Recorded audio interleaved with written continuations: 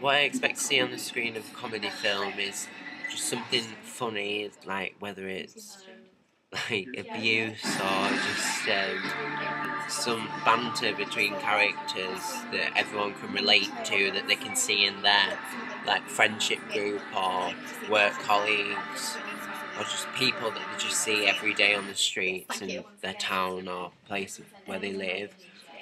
Advice given to producers is to like use actors that are actually funny, that have a funny background. If you ask other people who knew them, they'd say that they were funny.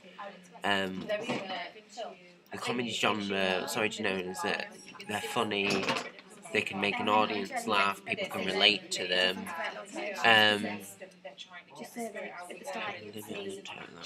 I don't think characters are really a big deal, but usually comedies it's a small group of people that focuses on, but then I think there should be a few other characters that they associate with and speak to, and there's comedy between them as well.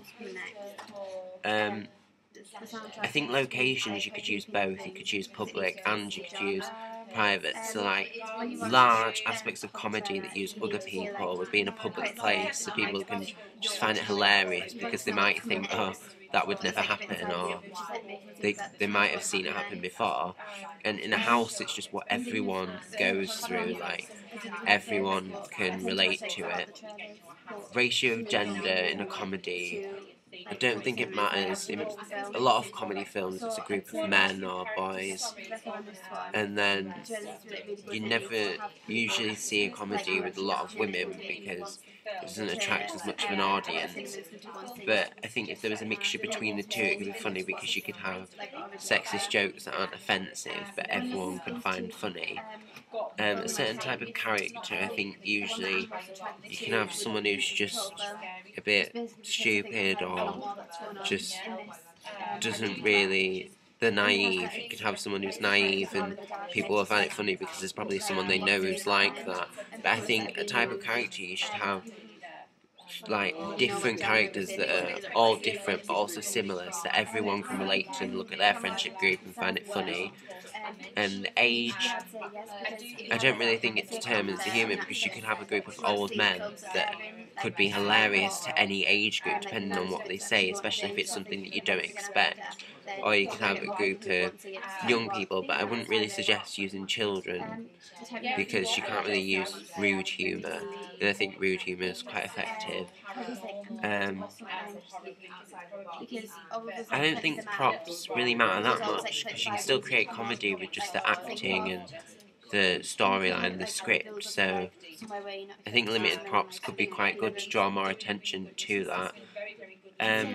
The trailer in order of events, I don't think it really matters because most trailers they're not in order, and I think it creates more mystery, so people think, oh, when's this going to happen when they're going to watch the film, and not be expecting everything in a certain order. Flashbacks in the trailer could be good because then it gives people more of an idea of the storyline and a view, so that they can understand what's going on without being confused by it. A varying age and characters, I think the main character should be around the same age, but then other characters could be of different ages, so that there are bits that people can relate to. Should the trailer follow the narrative of a current film? I think you could base it on a current film, but do something different so that other people aren't expecting it. And I think film posters give an insight into a scene in it and an idea of what it's going to be about. So if you see a group of men, you think it's some banter between the men or like a guy's trip. But I think you should try and still keep a mystery so that people don't know what it's about, but they still understand what's going to happen.